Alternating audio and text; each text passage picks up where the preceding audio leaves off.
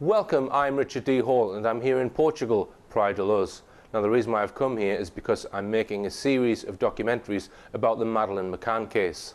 Why am I making programs about that? Well, it's because I'm sick and tired of misleading media headlines about the incident.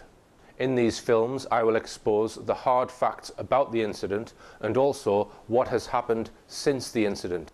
The documentaries clearly show the last place to get truthful information from is mainstream media, and I will also expose those who are controlling mainstream media.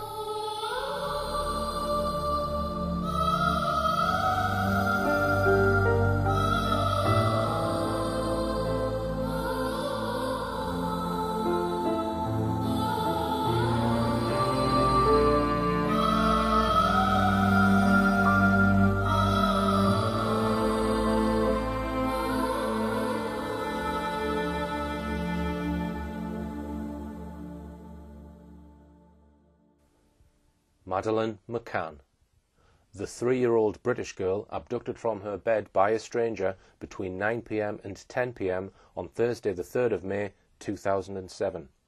It's become one of the most enduring mysteries of our time. Even the McCann's ever-present spokesman, Clarence Mitchell, whom we'll hear quite a bit more about in this documentary, admitted back in 2011 that her disappearance remained, quote, a complete mystery. Under British law, a person who has been missing for 7 years or more may be declared dead. A coroner's court has the power, upon application by a relative or other interested person, to declare that a missing person is to be treated as deceased. The McCanns raised millions of pounds to search for Madeleine. The McCanns have spent millions on a series of private detective agencies. The McCanns have spent many more millions on a series of public relations advisors and lawyers. After all this, it seems we are not an inch further forward in terms of knowing how Madeleine disappeared and what may have happened to her. It's a story that has sold millions of extra tabloid newspapers and to this day deeply divides people, even within a family. In one corner, so to speak, are the McCanns, their fleet of public relations experts and lawyers, and Scotland Yard, whose review and investigation has already lasted nearly 3 years and cost around £7 million. Their position is clear. Madeleine was abducted from her bed by a stranger, the Portuguese investigation was bungled and wrongly framed them, and the Portuguese Attorney General has cleared them. They are all continuing the search for Madeleine, whether she is alive or dead. But the McCanns face an array of opposition.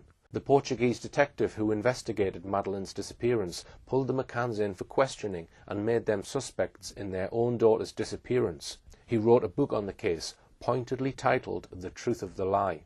He claimed that the evidence suggested that Madeleine had died in her parents' apartment and that the McCanns arranged to hide her body and falsely claim that she was abducted. Many agree with him, not least former detective John Stoker, who led the inquiry into the Royal Ulster Constabulary's controversial shoot-to-kill policy. Way back in 2007 he declared, "The McCanns are hiding a big secret." One of my fascinations about this case is why the mainstream media are so reluctant to discuss the details. On TV, their account of events is rarely challenged in depth. They are in effect given a platform, despite the nagging questions that remain. In this series of documentaries, we'll be examining the facts in greater detail than has ever been done on film. The material will inevitably raise questions in your minds, and that's what it's meant to do. My purpose is to shed some penetrating light into dark, secretive areas that the mainstream media dare not touch. In part 1 and 2, we're going to examine the two main areas of evidence that led to the McCanns being pulled in for questioning. First of all, some of the changes of story and the contradictions. Secondly, the intelligence provided by 2 police dogs trained by world sniffer dog expert Mr. Martin Grime, who now works for the FBI. Next, we'll have a look at the controversial record of the detective agencies employed by the McCanns. And finally, we'll probe the extraordinary amount of top-level help the McCanns have had from the British government and its intelligence agencies. In part 2, we will pick up some of these issues in greater detail, focusing on the many changes of story and contradictions in the case, seeking to analyse and explain why there are so many. So let's start by a brief look at one key change of story over how the abductor is said to have gained access to the apartment, and one major contradiction, the conflicting accounts of a visit said to have been paid by the McCann's friend, Dr. David Payne, to Kate McCann around 6:30 p.m. on the day Madeleine was reported missing. So what was the original story that the McCanns gave to the press? Let's recall that it was an international story that developed with breakneck speed.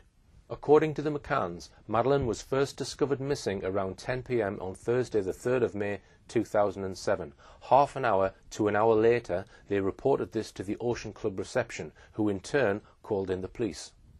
By around 7 a.m. the following morning, just 9 hours later, British news media were already reporting this mysterious disappearance. Some of them were briefed directly by friends of the McCanns, such as Jill Renwick, a friend of former Prime Minister Gordon Brown and his wife. During the early hours of Friday morning, the British print media summoned their overseas reporters to the Portuguese village of Praia de Luz, like John Clark, the editor of the expat Spanish newspaper, the Olive Press, who files reports for The Sun and the Daily Mail. He was summoned in the early hours of Friday morning and made a 5-hour journey from his home in Ronda, Spain, to be in Praia de Luz before noon that day. It was an international media frenzy from day one. One of these early reports was carried by the BBC, who carried the comments of Trish Cameron, sister of Gerry McCann. The BBC reported that Mrs. Cameron had received a telephone call from her 39-year-old brother, a consultant cardiologist, who was hysterical and crying his eyes out, she said. The last checked at 9:30. They were all sound asleep, sleeping, windows shut, shutters shut. Kate went back at 10 o'clock to check. The front door was lying open. The window had been tampered with. The shutters had been jammed open, or whatever you call it. And Madeleine was missing. There is no doubt whatsoever that this was the story the McCanns wanted the press to report.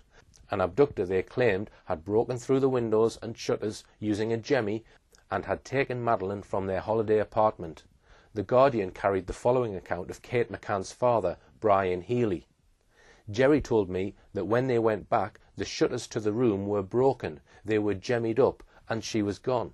The Mirror and the Times both carried a report from Madeleine's godfather, filmmaker John Corner, who said that Kate McCann had phoned him in the middle of the night. He said she just blurted out that Madeleine had been abducted. Kate said the shutters of the room were smashed. Madeleine was missing. It looks as though someone has gone straight past the twins to get her. A family friend, Jill Renwick, told GMTV and The Independent that they were just watching the hotel room and going back every half hour, and the shutters had been broken open and they had gone into the room and taken Madeleine. So the McCanns then gave this account to 4 separate people. The Nation was told first that there had been a violent break-in with the shutters being forced open with a jemmy. Second, that the front door had been locked but was now lying open. And third, of course, that Madeleine had been taken. But within just 24 hours, the McCanns' initial accounts dramatically changed in several important aspects. I'll explain how they changed. We'll first of all examine Gerry McCann's first witness statement, made the very next day, Friday the 4th of May. He says that during the evening both he and his wife checked on the children using a key to open the front door of their apartment. He explained how his wife Kate found Madeleine missing on her 10 p.m. check, and how he then rushed to the apartment and found the windows to the children's room open, the shutters raised and the curtains drawn open. There is now no mention of the front door lying open. Kate, who of course was the one to raise the alarm and therefore entered the apartment before Gerry, says exactly the same about the children's room. The window open, the shutters raised and the curtains open. She adds that she is certain they were all closed when they left at 8:30 p.m. that evening to dine at the Tapas restaurant. An interesting point to note is that although Gerry was interviewed alone by the police, Gerry and his advisers persuaded the police for him to sit behind Kate whilst she was being interviewed. An unusual concession. On page 91 of her book on the case called Madeleine, she writes that Gerry would place a hand on my shoulder from time to time or give me a reassuring squeeze. But the entire claim of an open window, of a raised and jemmied shutter, and of curtains wide open was blown apart hours after Gerry and Kate made their statements. The Independent, for example, quoted John Hill, the manager of the Ocean Club in Praia da Luz, as saying, despite the report by a family friend that the shutters of the couple's apartment were broken, there was no sign that anyone had forced their way in while the McCanns ate at the tapas restaurant. It's still questionable whether it's an abduction.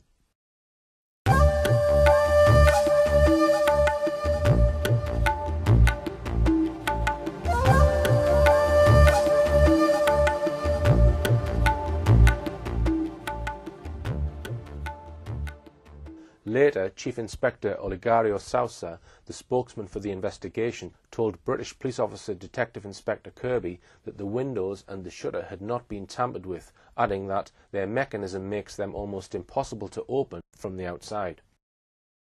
Later, pictures of the police examining the shutters were made available for the public to see. It was very clear that the shutters were not damaged. There was no support for the claims made by Jerry and Kate just hours after Madeleine was reported missing that the shutters had been jemmied open. An even more dramatic change of story was to follow when the McCanns were asked to give second statements to the police on the 10th of May, 6 days later. Despite Jerry having clearly told police that during that evening they had on each occasion checked on the children, gone to the front door and used a key to get in, now they maintained that this was untrue. Instead, they claimed they left through the patio door, leaving it unlocked. Their claim of a violent break-in by an abductor through the children's bedroom had been proved to be false. Now they had to rapidly explain how the supposed abductor got into the apartment in the first place. We can see what Jerry now said in his second, much longer statement. The police report notes, despite what he said in his previous statements, he states now, and with certainty, that he left with Kate through the back door, the patio door, which he closed but did not lock, given that it is only possible to lock it from the inside. For good measure, Jerry now added that he was certain that he had closed the front door, but maintained that, quote, it was unlikely that it was locked.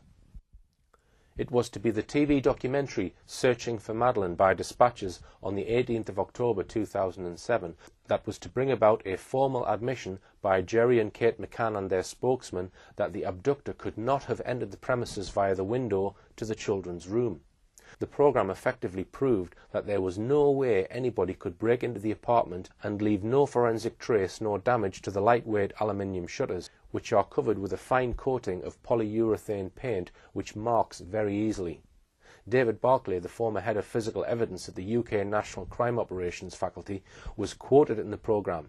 He said, "We must be very careful that we're not saying this is actually staging, but it's difficult to see how anybody could have interfered with those shutters from outside without leaving some trace. In fact, having looked at them, I think it's almost impossible." Shortly after this programme, which was highly sceptical of the McCann's version of events, their spokesman Clarence Mitchell made a remarkable statement, which I'll reproduce in full below, exactly as quoted in The Independent. The Independent article told its readers, the spokesman for the family of Madeleine McCann has reversed a statement made in the early days of the search for the missing child. In the early part of the hunt, friends and family members told journalists that the shutters in the apartment where the McCanns were staying had been broken. Then they quoted Mitchell, "There was no evidence of a break-in. I'm not going into detail, but I can say that Kate and Jerry are firmly of the view that somebody got into the apartment and took Madeleine out of the window as their means of escape, and to do that they did not necessarily have to tamper with anything. They got out of the window fairly easily. The McCanns had already asked us to believe that they had made a genuine error when they initially told police that they were entering the apartment by the front door. Now they were making a claim that many people found difficult to swallow. They now boldly suggested, via their spokesman, that the mystery abductor had calmly walked through an unlocked patio door. He is then supposed to have picked up Madeleine from her bed and, as their spokesman said, taken her out of the window as his means of escape. On top of that, no one, apart from one of the McCanns' close friends who was with them on holiday, saw any abductor, nor heard any abductor. If there really had been an abductor taking a child through the children's window, he left no forensic trace behind. The window in the children's room was quite small, about 2'6" by 2'6". It is hard to see how an abductor could have got through the window with a child without waking that child up. More to the point, why would the mystery abductor choose to climb through the window when he already knew he could simply walk out of either the unlocked patio door or the unlocked front door? The McCanns now had a further problem. How could they explain an abductor freely entering their apartment through a door and then deciding to climb, with the child, through a small window? Eventually the McCanns found an explanation, though this latest explanation proved to be even more bizarre than previous ones. In 2010, the McCanns were involved in a 3-day libel trial in Portugal. This was a claim they had made against the author and publishers of a book about the case by Chief Detective Inspector Dr. Gonçalo Amaral, who coordinated the initial investigation into Madeleine's disappearance. Some evidence was given during that trial which seriously embarrassed them. Dealing with the opened window and shutters, Kate McCann told the media on the 14th of January, "As for the window, I described to the police officers exactly what I found that night as it was and is highly relevant. I knew that every little detail could be helpful in finding my daughter. The window, which is a ground floor window, was completely open and is large enough for a person to easily climb through it. Whether it had been opened for this purpose remains unknown. It could, of course, have been opened by the perpetrator when inside the apartment as a potential escape route, or left open as a red herring." The McCanns seriously proposed that an abductor might have walked in through one of 2 unlocked doors in the property and either opened the windows and shutters of the children's room as a 3rd potential escape route, or, even more bizarrely, opened them just to confuse any investigators.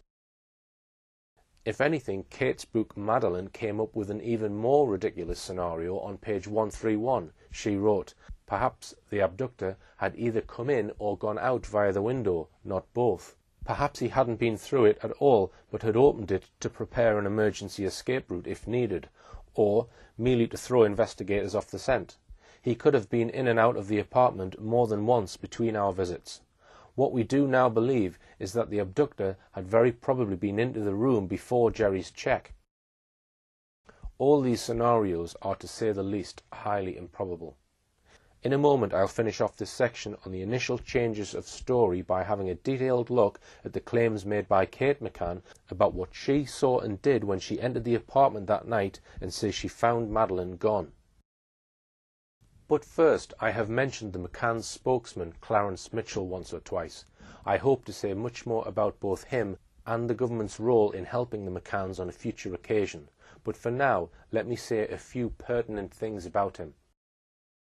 At the time that Madeleine was reported missing, Mitchell was head of the Blair government's powerful media machine, the Media Monitoring Unit, inside the Central Office of Information, known by many as the Central Office for Disinformation. On a salary in today's terms of over £100,000, he headed up a 40-strong media manipulation department that was costing taxpayers several millions of pounds a year. After he had been working for the McCanns for a year, he boasted to a Portuguese newspaper, L'Expresso, that his job was to control what comes out in the media. Before becoming the McCann spokesman, he had worked for the BBC for many years on some of the top crime stories of the time: the murders by Fred and Rosemary West, the Soham murders of Jessica Chapman and Holly Wells, and Jill Dando's murder, to name but 3. Why was it that the highly paid boss of Tony Blair's feared media unit, reporting directly to the Cabinet Office at 10 Downing Street, was put in charge of handling the media storm around Madeleine McCann on the 6th of May 2007, just 3 days after Madeleine was reported missing? What was it that made the British government, just 16 days after that, transfer him to the Foreign Office and order him out to Praia da Luz in Portugal, where he stayed until the McCanns dashed home to England after the Portuguese police made them both formal suspects in the disappearance of Madeleine?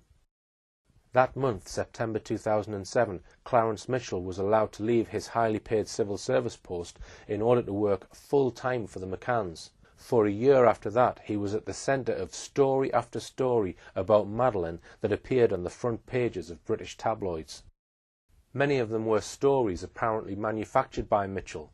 There was one tale after another, and talk of suspects, persons of interest, and people we want to trace to eliminate from our inquiries, accompanied by lurid artist sketches of a variety of people claimed to have been lurking around the holiday village of Praia da Luz around the time the McCanns were there. Nothing came of all these media stories, as we know, but Mitchell succeeded in his aim of keeping the idea that Madeleine was abducted and may still be alive in the forefront of people's minds.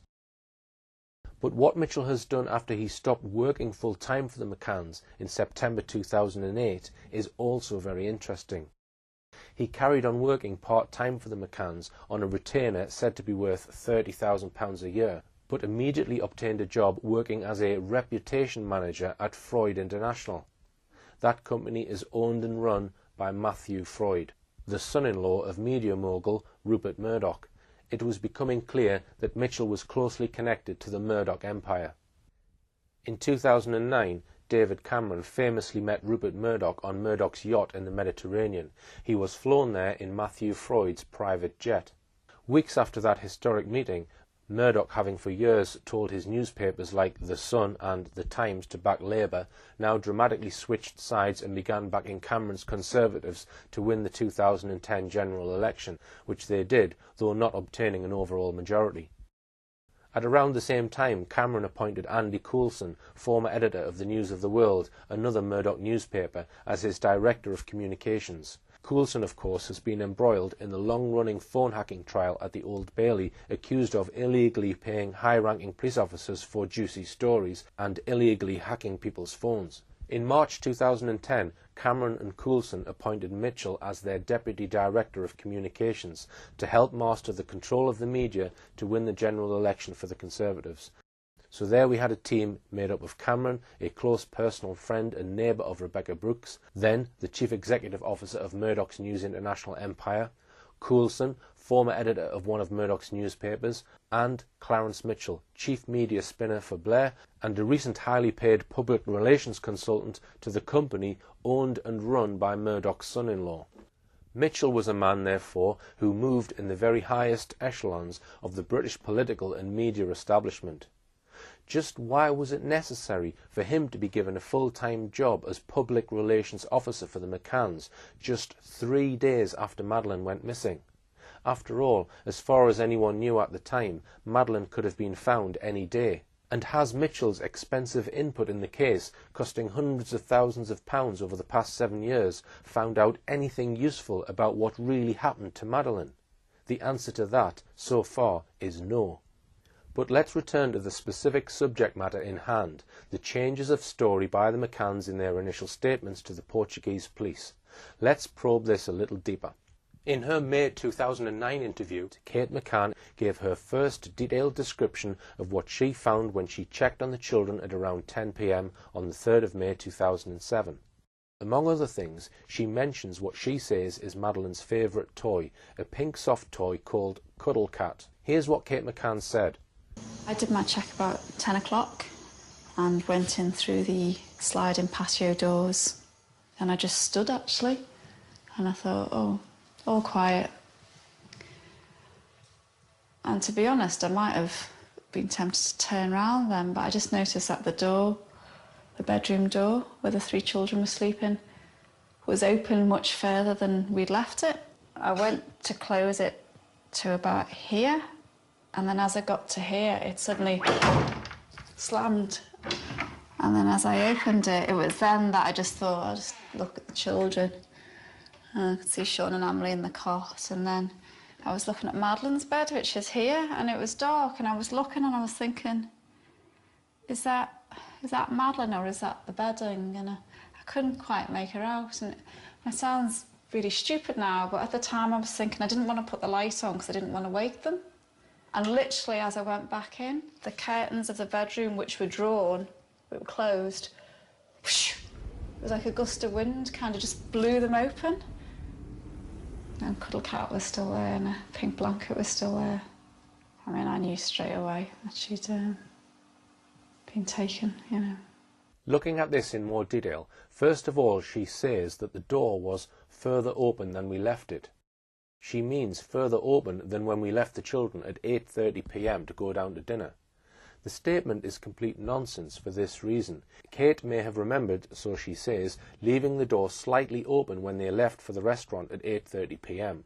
But we know, according to their statements, that 2 other people had been in the apartment in the meantime, her husband Jerry just after 9 p.m. and their friend Dr. Matthew Oldfield, so she would have no way of knowing how open these 2 had left the door to the children's room.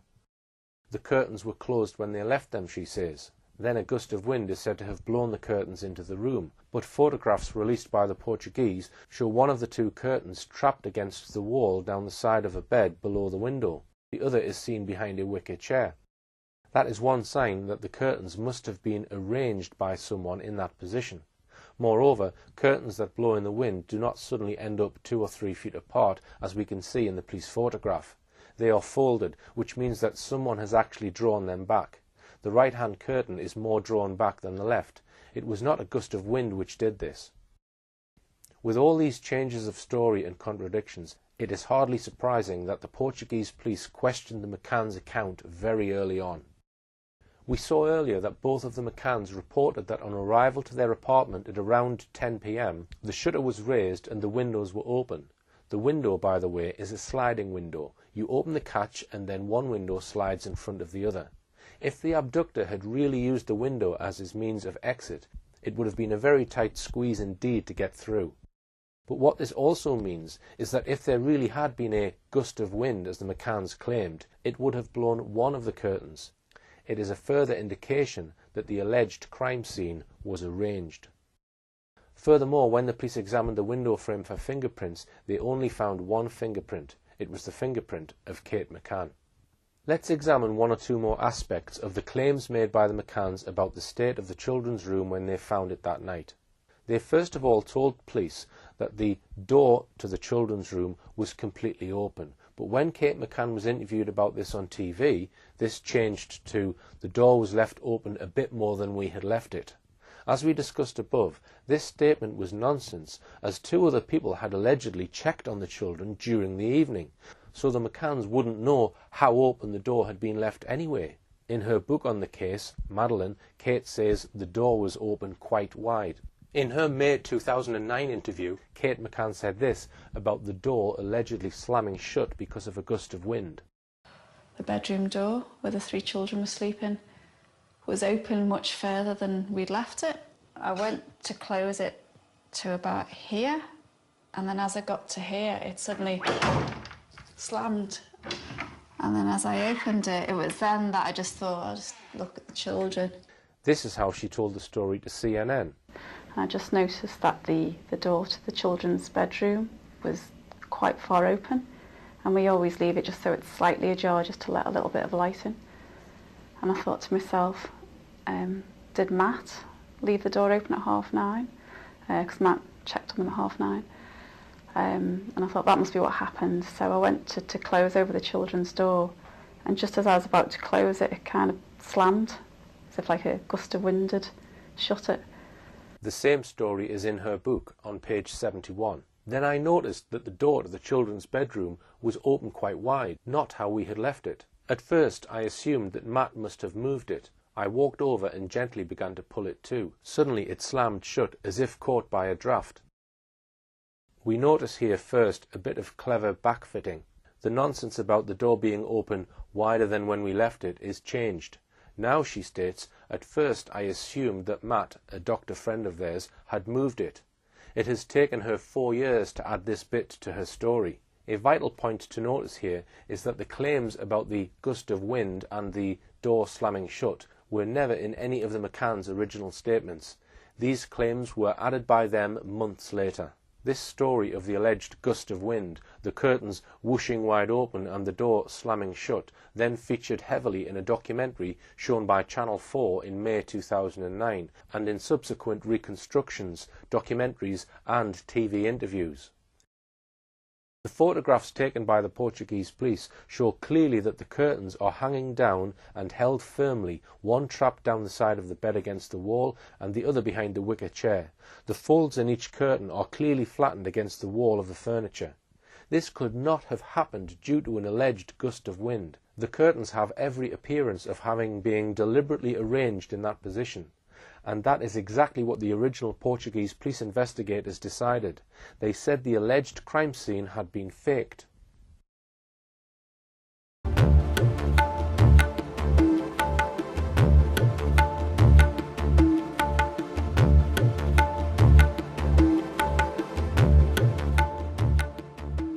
Now let's have a look at Kate McCann's first police statement, made on Friday the 4th of May, the day after Madeleine was reported missing.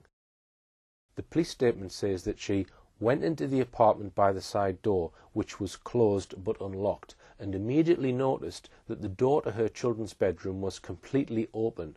The window was also open, the shutters raised, and the curtains open, while she was certain of having closed them all, as she always did. But the photos of the children's room taken when the police arrived show the windows closed. They are the type that lock together automatically when closed and need a finger inserted into the black mechanism in the centre to release the catch. They also show the shutters in the almost closed position. The photos also show the curtains half closed, the left curtain slightly more closed than the right one. We can immediately see how this conflicts with Kate's claims that the shutters, window and curtains were all completely open. In Jerry's second statement, made on the 10th of May, he describes he found the window was open to one side, the shutters almost fully raised and the curtains drawn back.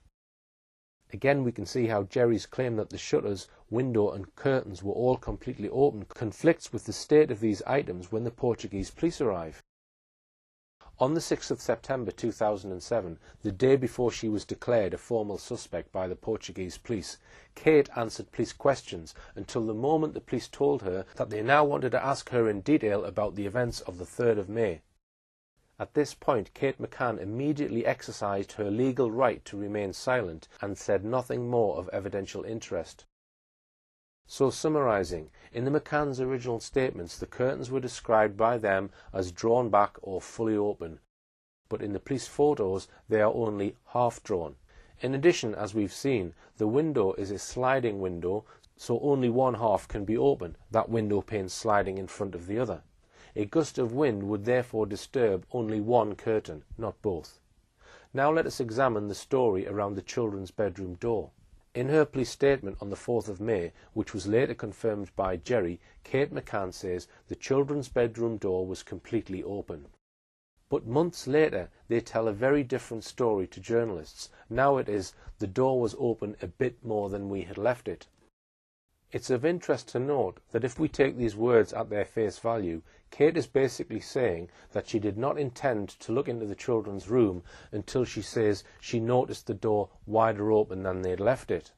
It is hardly surprising when we consider this scene that the original Portuguese investigating team thought there were obvious signs that the scene in the children's room had been faked. If we look at the police photos, we see first of all that the bed Madeleine is said to have slept in looks neat and tidy, with the corner neatly turned down. It does not immediately look like a bed that has been slept in or one from which a child has been suddenly snatched. If we look at the curtains, it looks as though someone has tucked the curtains back down the crack between the bed and the wall, having first moved out the bed, arranged the curtains in position, and then pushing the bed back against the curtain. Moreover, although Kate claims that the curtains whooshed open and were drawn back, in the photos they clearly are not. Neither the whooshing of the wind nor the slamming of the door was originally reported by either Kate or Jerry McCann. Why was it that these claims were only raised in 2009, nearly 2 years after Madeleine was reported missing? Finally, what was the weather like that night? Were there so-called gusts of wind, as Kate McCann claimed? It seems highly unlikely. We've had a look at the available weather records for that night. It was a cool night with a light breeze. At nearby Faro Airport, the maximum wind speed was a light force 3. At 10 p.m, Faro Airport recorded a wind speed of just 9 miles per hour. It hardly seems strong enough to cause a door to slam or to whoosh open a curtain which is found trapped behind a bed. There is one other very curious aspect about the weather that night. Several of the McCann's friends commented on how cool or cold it was. In fact, at about 9 p.m. to 10 p.m, when the supposed abduction is claimed to have happened, the outside temperature was around 13 degrees centigrade. That's 55 in Fahrenheit. You would need warm clothing when outside. One of their friends, Jane Tanner, specifically commented on how cold it was and how she needed to wear a coat when going out, so she said, to check on her 2 children. Yet bizarrely, Jerry McCann in his statements claims it was a hot night. In a moment we'll check on some statements made about the weather that night, but first let's examine yet another contradiction in this case, so full of changes of story and contradictions. In her book, Kate McCann describes how she and Jerry left the children when they sauntered down to the tapas bar to meet their friends. I took them all into their bedroom. Madeleine got into her bed, and then Emily, Sean and I settled ourselves on top of it, with our backs against the wall for our final story. Then we kissed the twins and kissed Madeleine, who was already snuggled down with her princess blanket and cuddle cat, a soft toy she'd been given soon after she was born and never went to bed without. Snuggled down clearly conjures up an image of a child tucked up under her sheets and blankets, feeling all warm and cosy. You snuggle into or under something. But just a page further on in the book, Kate writes, Jerry left to do the first check just before 9:05 by his watch. He found Madeleine lying there, on her left-hand side, her legs under the covers, in exactly the same position as we'd left her. So when they left, Madeleine had already, quote, snuggled down. That is how they left her. Jerry now says he found her, quote, in exactly the same position as we'd left her. But what does Jerry say? Now Madeleine is reported to be on top of the bed, with only her legs covered up. Lying on top of the bed with her legs under the covers cannot possibly be described as snuggled down. Even more bizarrely, if we now return to Jerry McCann's second statement to the police, made on the 10th of May 2007, concerning the bed where his daughter was on the night she disappeared, he says that she slept uncovered, as usual when it was hot, with the bedclothes folded down. So even days after Madeleine was reported missing, he tells the Portuguese police that Madeleine slept on top of the bed because it was so hot, yet when Kate McCann published her book 4 years later, we are told that she was snuggled down in her bed when they left the children and headed out for their evening at the tapas bar. We've seen that the temperature around 8 to 9 p.m. that night was around 13 degrees centigrade. What other remarks did the McCanns and their friends make about the weather that night? On page 73 of her book, it was so cold and so windy. Now their friend Jane Tanner, referring to the person carrying a child she says she saw that night, I just thought, that child's not got any shoes on. You could see the feet, and it was quite a cold night in Portugal in May. It's not actually that warm. I know I'd got a big jumper on, and I can remember thinking, oh, that parent's not a particularly good parent. They've not wrapped them up. It was actually quite cold. In April 2008, Jane Tanner was re-interviewed in England by Leicestershire police. In that interview, she was again asked about the weather that night. She said, yeah, and there were some people inside because it was quite chilly. It was actually quite cold. I remember I was wearing, because it was cold, I'd got Russell's big jumper on, cropped trousers and flip-flops, and yeah, it was quite, sort of cold. I thought that the child might be cold. That's one reason why we didn't open the shutters to open the window or anything in that room. It wasn't actually really hot at all. It was actually quite cloudy in the days, and at night it was actually quite chilly. If there was any doubt about how cold it was that night, and indeed the rest of the week, the McCann's friend, Dr. Russell O'Brien, said the nights were quite chilly. Another friend, Dr. Matthew Oldfield, said in the evenings it was very cold. His wife, Rachel Oldfield, said it was really cold in the evenings. Another friend, Dr. David Payne, said it was quite cold some nights and, perhaps nearly too cold to be sat outside. Then look at his wife, Fiona Payne's statement. It was still very cold. Fiona Payne's mother, grandmother Diana Webster, also went on holiday with the tapas group and noted that when the children were brought up to our apartment, they would have to come out into the cold. So why, alone amongst his group of friends, does Jerry McCann insist it was so hot that Madeleine lay on top of her bedclothes that night? Could it be because the police photographs shows a bed which shows few signs of having been slept in during the evening of the 3rd of May? Is that something he was perhaps struggling to explain?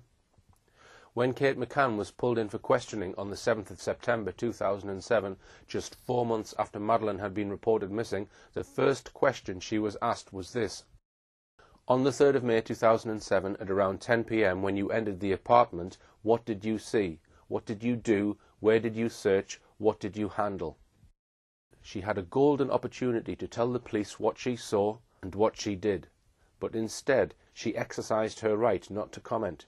She was asked 47 more questions. She answered no comment to every one. The last question she was asked was, "Are you aware of the fact by not answering these questions you may compromise the investigation which is trying to find out what happened to your daughter?" Kate McCann did answer that one. She replied, "Yes, if that is what the investigation thinks." After this unproductive interview, the Portuguese police made Kate an arguida, suspect in English. 3 days after that interview, Dr. Gonçalo Amaral's chief inspector, Tavares de Almeida, published a detailed interim report. It didn't pull any punches. This report was very clear in suggesting that Madeleine McCann had died in her parents' apartment and that the parents had covered up the truth and that they had conspired to hide the body. Writing of the alleged crime scene, he pronounced, "There is strong evidence that the crime scene was altered and some furniture was moved around. Those changes are indications that the abduction was a stage-managed simulation." He also had something to say about the constant changes of story, contradictions and backfitting. In a section headed, "The McCanns evolved their story to adapt to the police questions," he wrote, "The media attention that has been given to the case and the search for information by the said media has led to an evolution of Madeleine's parents' statements. All the information that has been made public has contributed to the McCanns rebuilding and adapting their story to fit the eventual police questions. They have attempted to explain the forensic evidence that we have collected and are collecting." We had very clear objectives, what we wanted, and any parents would take the opportunity of trying to get information into the investigation. That there is no evidence that Madeleine is dead and there's no evidence to implicate us in her death. Everything we've done during the last 100 days is focused on the belief that Madeleine was alive when she was abducted. That evening, did you give to your kids something like Calpol to help them sleep? You know, we're not going to comment on anything, but, you know, there is absolutely no way we used any sedative drugs or anything like that. How do you feel now that Amaral's book is going to be on the shelves here? Yeah, so, well, you know, as we've already alluded to, anyone who wants to convince people that Madeleine is dead without evidence to support it, their motives have to be questioned. Can you update people? Where are you now? Have you got any new leads? What's happening with your investigations? Well, I mean, I'd like to say to you that we did have some hot leads, but I mean... Cuando vosotros os enteráis de eso, de que la policía ha descubierto sangre en el apartamento, ¿cómo reaccionáis? Do you know what? This is all investigation. I need to speak to the police. It's just, you know, all your questions are about the investigation. And we can't comment on them. We can't answer questions about it. I asked about your reaction. In the next film, we will be looking at more contradictions and also the evidence of 2 sniffer dogs.